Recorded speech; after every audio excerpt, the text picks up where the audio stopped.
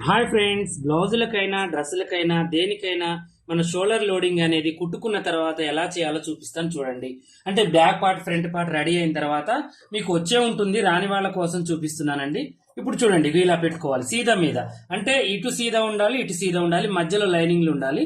ఇలా పెట్టి 1 పాయింట్ మందం మనం ఇలా కుట్టుకోవాలన్నమాట. చూడండి, 1 పాయింట్ 2 పాయింట్ మందం చివరికి మేము ఓన్లీ మనకి ఏంటంటే ఇది గలీజ్గా కనిపించకుండా లోడింగ్ చేసుకునేటానికి బాగుంటుంది.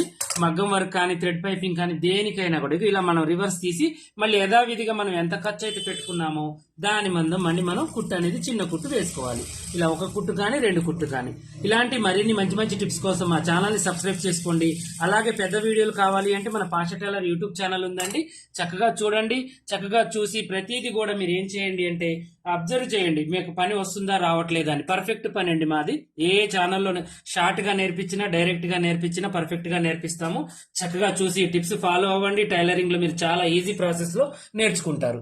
చూడండి, ఇది ఇలా వస్తుంది అనమాట. మనకి ఏంటంటే పీసులు అనేవి కనిపించవు, లోన పైన కూడా నీట్ గా ఉంటుంది, చక్కగా ఉంటుంది. ఇది కాకుండా ఇంకో లోడింగ్ కూడా ఉంటుంది, అది కూడా వీలైతే చూపిస్తాను. కావాలి అన్న వాళ్ళు కామెంట్ సెక్షన్ లో కామెంట్ చేయండి.